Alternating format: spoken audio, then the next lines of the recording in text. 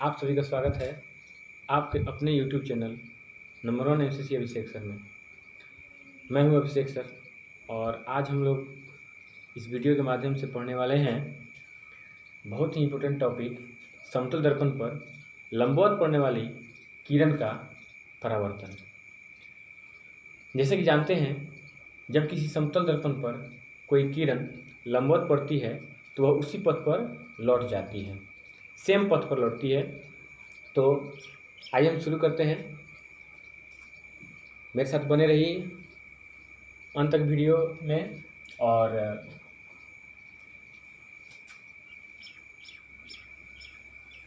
मान के चलिए कि यह एक समतल दर्पण है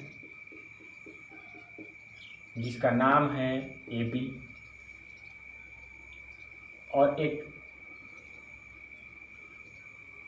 लंबवत किरण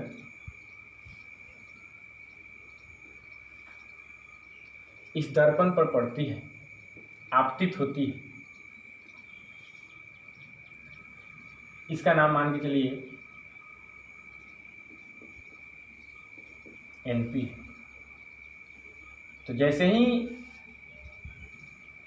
किरण NP समतल दर्पण AB पर पड़ती है तो इसी पथ में वापस लौट जाती है, क्योंकि आपतन कोण और परावर्तन कोण का मान 0 के बराबर होता है।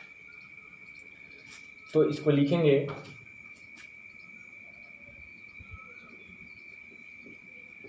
माना कि कोई किरण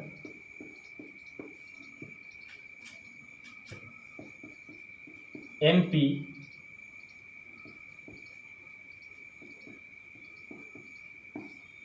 समतल दर्पण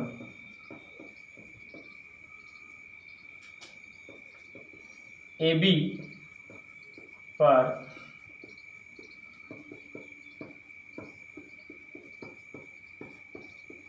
आपतित होती है। तो आपतन होने के बाद, जैसा कि आप जानते हैं कि कोई किरण किसी वस्तु के सतह पर टकराती है तो उसके बाद उसका परावर्तन होता है। तो इस तरह से इसका आपतन कोण और परावर्तन कोण अभिलंब के साथ बनता है। तो इसलिए इसका आपतन कोण हो जाएगा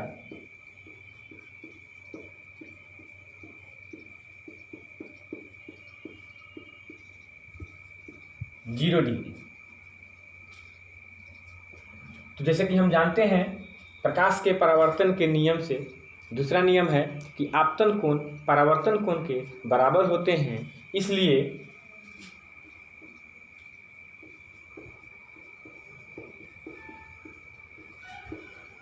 परावर्तन कोण का मान भी 0 डिग्री हो जाएगा, क्योंकि परावर्तन के नियम से।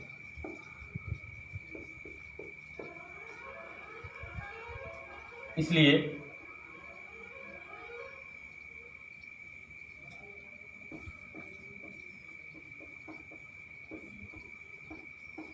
समतल दर्पण पर लंबवत पड़ने वाली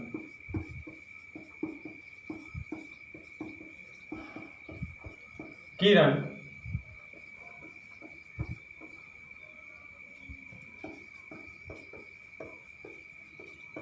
परावर्तन के बाद उसी पथ पर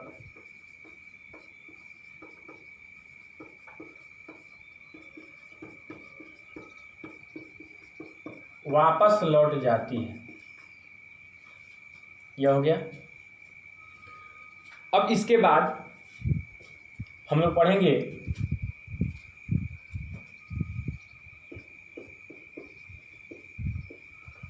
इमेज। इसका हिंदी अर्थ होता है प्रतिबिंब। प्रतिबिंब क्या है पहले यह जानिए। किसी बिंदु स्रोत से आती किरणें दर्पण से परावर्तन के बाद जिस बिंदु पर मिलती है अथवा मिलती हुई प्रतीत होती है तो उसे उस बिंदु स्रोत का प्रतिबिंब कहते हैं। यह इसका परिभाषा हुआ। प्रतिबिंब दो प्रकार के होते हैं जैसा कि आप जानते हैं, वास्तविक प्रतिबिंब एवं काल्पनिक प्रतिबिंब अथवा आभासी प्रतिबिंब। तो बिंदु स्रोत से आने के बाद कोई किरण दर्पण से परावर्तन के बाद किसी बिंदु पर जब मिलती है तो वह वास्तविक प्रतिबिंब बनता है, और मिलती हुई प्रतीत होती है तो आभासी प्रतिबिंब बनता है। तो इसका परिभाषा होगा, किसी बिंदु स्रोत से आती किरणें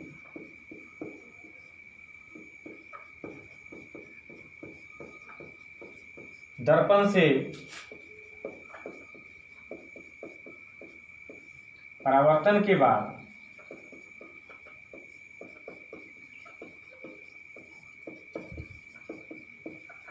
जिस बिंदु पर मिलती है या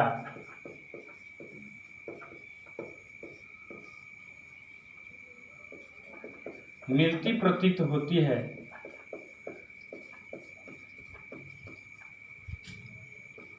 उसे उस बिंदु स्रोत का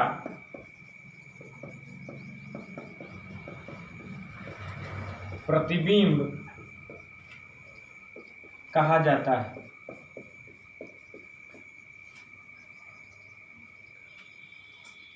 अब हम लोग पढ़ेंगे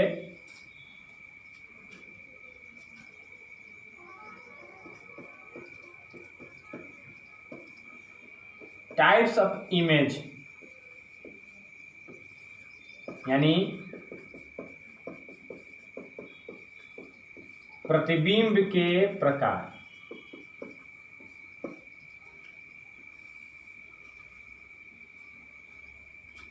मैट्रिक के एग्जाम में यह प्रश्न पूछे जाते हैं कि प्रतिबिंब कितने प्रकार के होते हैं। ऑब्जेक्टिव टाइप का क्वेश्चन है। तो प्रतिबिंब दो प्रकार के होते हैं और दोनों के परिभाषा हम लोग जानेंगे। आप लिखेंगे, there are two types of image, यानी प्रतिबिंब दो प्रकार के होते हैं।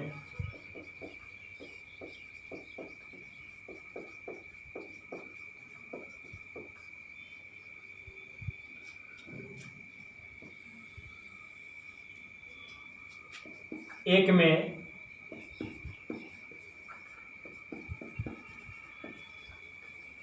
रियल इमेज, इसका हिंदी अर्थ होता है वास्तविक प्रतिबिंब।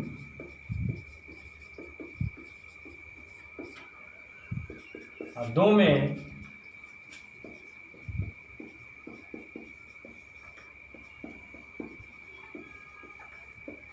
वर्चुअल इमेज, आभासी प्रतिबिंब। आभासी प्रतिबिंब को हम लोग काल्पनिक प्रतिबिंब भी कहते हैं। तो ध्यान से समझिए, इमेज का परिभाषा हमने बताया है, किसी बिंदु स्रोत से आती किरणें दर्पण से परावर्तन के बाद जिस बिंदु पर मिलती है। तो यहाँ तक परिभाषा यदि याद कर लिया जाए तो वास्तविक प्रतिबिंब का परिभाषा हो जाएगा। तो देखिए, वास्तविक प्रतिबिंब का परिभाषा हम लिख रहे हैं।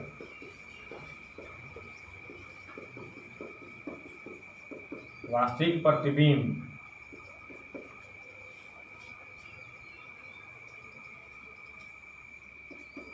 इसका परिभाषा होगा किसी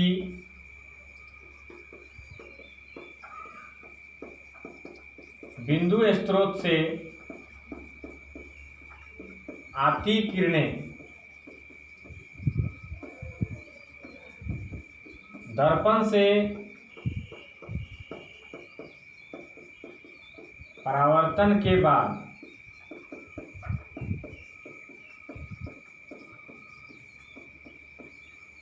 जिस बिंदु पर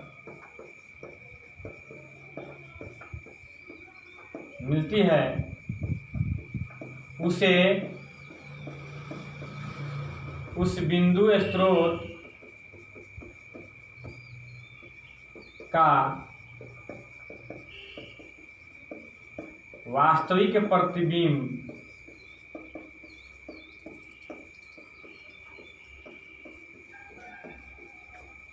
कहते हैं।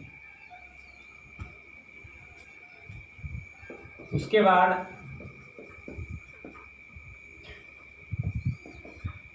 आभासी प्रतिबिंब का परिभाषा है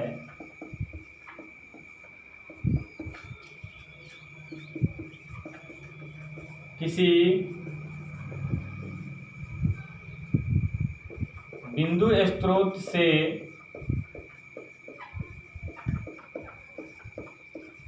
आती किरणें दर्पण से परावर्तन के बाद जिस बिंदु पर मिलती हुई प्रतीत होती है उसे उस बिंदु स्रोत का आभासी या काल्पनिक प्रतिबिंब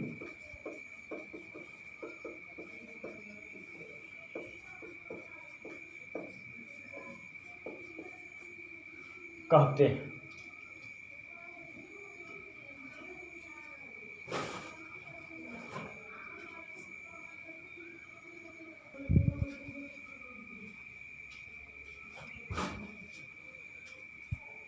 अब बोर्ड पर देखिएगा, नेक्स्ट टॉपिक है वास्तविक प्रतिबिंब एवं आभासी प्रतिबिंब में अंतर।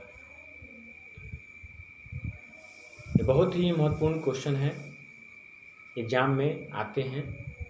वास्तविक और आभासी प्रतिबिंब में अंतर क्या है, तो इसको हम लोग देखेंगे। तो सबसे पहले दो पार्ट कर दिया जाएगा। एक पार्ट में लिखा जाएगा वास्तविक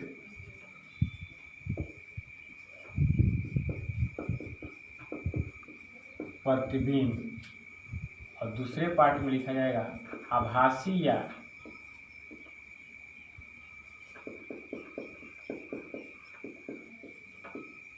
काल्पनिक प्रतिबिंब।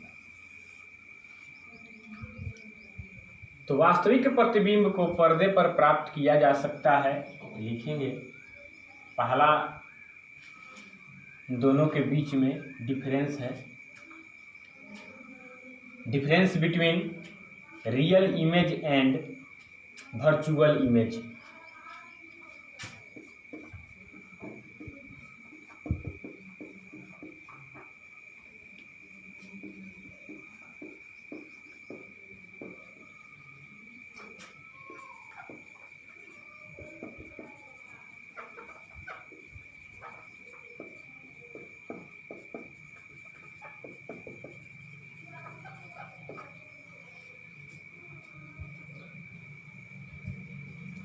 पहला डिफरेंस है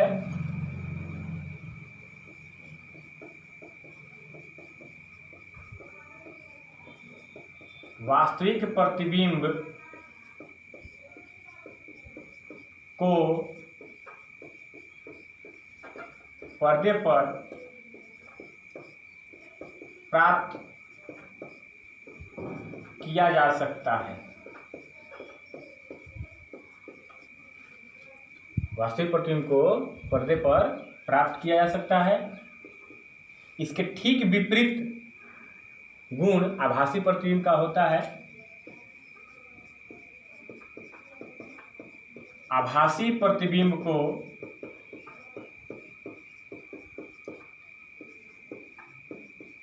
पर्दे पर प्राप्त नहीं किया जा सकता है।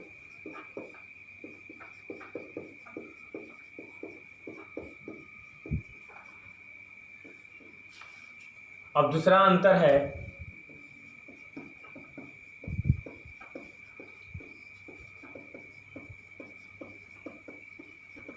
वास्तविक प्रतिबिंब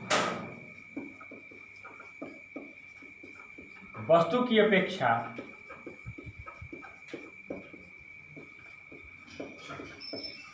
उल्टा बनता है और इसके ठीक विपरीत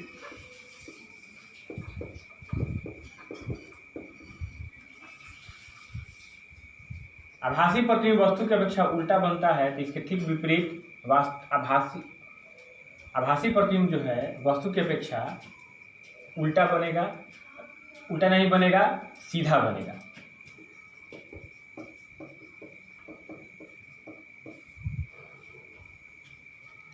आभासी प्रतिबिंब वस्तु की अपेक्षा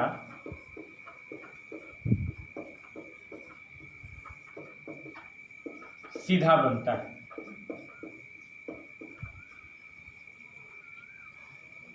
तीसरा डिफरेंस है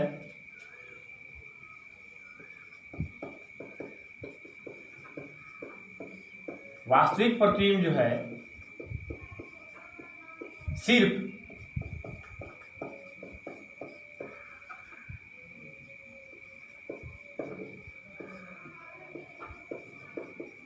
अवतल दर्पण, यह प्रकाश का परिवर्तन चैप्टर है इसलिए इसमें लेंस हम नहीं लिख सकते। अभी अवतल दर्पण केवल लिखेंगे। वास्तविक प्रतिबिंब सिर्फ अवतल दर्पण में ही बनता है,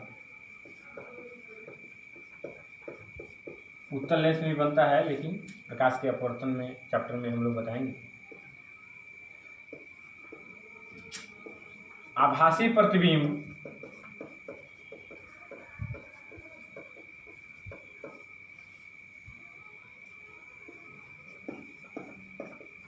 अवतल एवं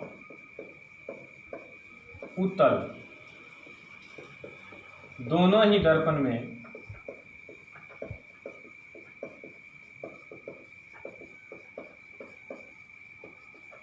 बनता है।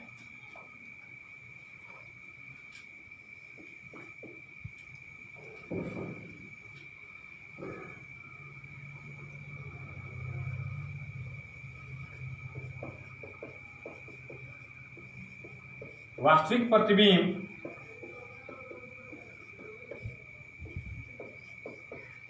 दर्पण के बाईं ओर बनता है, जबकि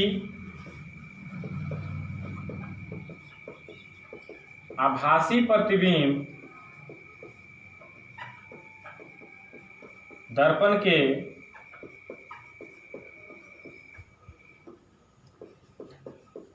दाईं ओर बनता है। यह डिफरेंस है वास्तविक प्रतिबिंब एवं आभासी प्रतिबिंब के बीच। इसके बाद और भी डिफरेंस इसका लिखा जा सकता है। वास्तविक प्रतिबिंब को एक सरल रेखा के द्वारा प्रदर्शित किया जाता है, जबकि आभासी प्रतिबिंब को कटी कटी रेखाओं द्वारा प्रदर्शित किया जाता है या डॉट डॉट बिंदु के द्वारा प्रदर्शित किया जाता है। लिखेंगे इसे सरल रेखा द्वारा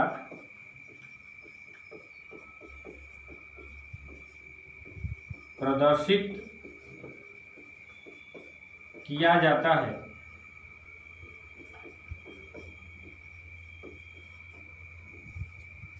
और इसे कटी कटी रेखाओं द्वारा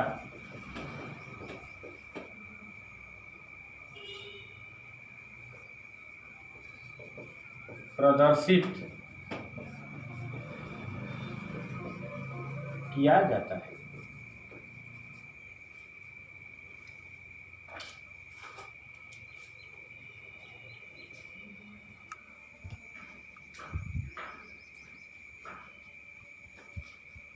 अब नेक्स्ट टॉपिक है समतल दर्पण द्वारा बने प्रतिबिंब की विशेषताएं, properties of image made by a plane mirror. तो ये जान लीजिए कि समतल दर्पण में जो प्रतिबिंब बनता है वह दर्पण के पीछे बनता है। प्रतिबिंब का आकार जो है वस्तु के आकार के बराबर होता है। प्रतिबिंब जो है वस्तु के अपेक्षा सीधा बनता है और पार्श्विक रूप से उल्टा बनता है। प्रतिबिंब की दूरी वस्तु की दूरी के बराबर होती है और यानी कि जितना दूरी पर वस्तु को समतल दर्पण के सामने रखा जाता है उतना ही दूरी पर प्रतिबिंब भी बनती है। तो देखिए पहला इसका विशेषता है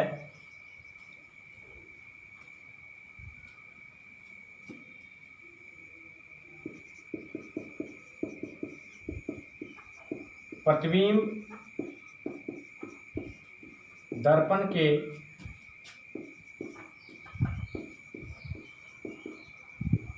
पीछे बनता है।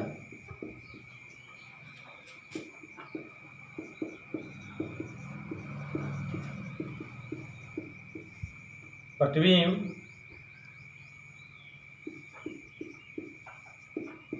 सीधा बनता है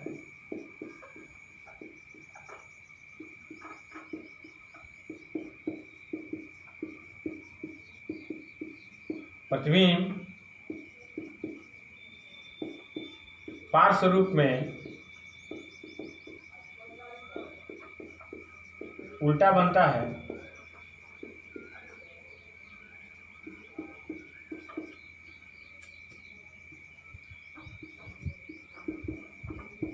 वस्तु दूरी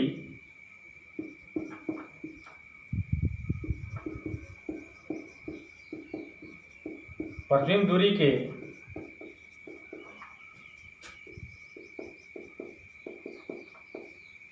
बराबर होता है। यह डिफरेंस हो गया। बहुत ही लाजवाब कॉन्सेप्ट है। अब देखिए जब सीधा बनता है प्रतिबिंब, इसलिए प्रतिबिंब जैसे कि हम लोग वास्तविक प्रतिबिंब और आभासी प्रतिबिंब के बीच अंतरों को पढ़ा है, तो आभासी प्रतिबिंब वस्तु की अपेक्षा सीधा बनता है। तो जब समतल दर्पण द्वारा जो प्रतिबिंब बनता है वह सीधा बनता है, इसका मतलब वह आभासी होता है। तो लिखेंगे प्रतिबिंब आभासी होता है या आभासी बनता है। इस तरह से हम लोग समतल दर्पण द्वारा बने प्रतिबिंब की विशेषताओं को जाना। एक और इसका प्रॉपर्टीज है, मतलब इसी को ही हम दूसरे शब्दों में लिख सकते हैं कि समतल दर्पण के सामने जितनी दूरी पर वस्तु को रखा जाता है उतनी दूरी पर ही उसका प्रतिबिंब बनता है।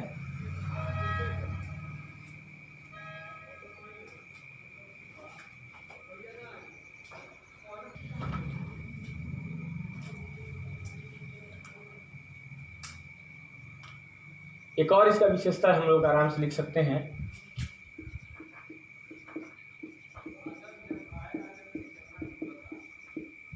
प्रतिबिंब का आकार वस्तु के आकार के बराबर होता है।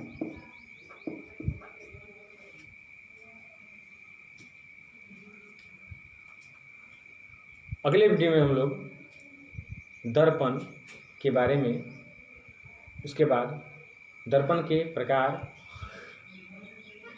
समतल दर्पण, उसके बाद गोलीय दर्पण, गोलीय दर्पण के प्रकार, उत्तल दर्पण, अवतल दर्पण के बारे में विस्तारपूर्वक अध्ययन करेंगे। तब तक के लिए धन्यवाद। जय श्री राम।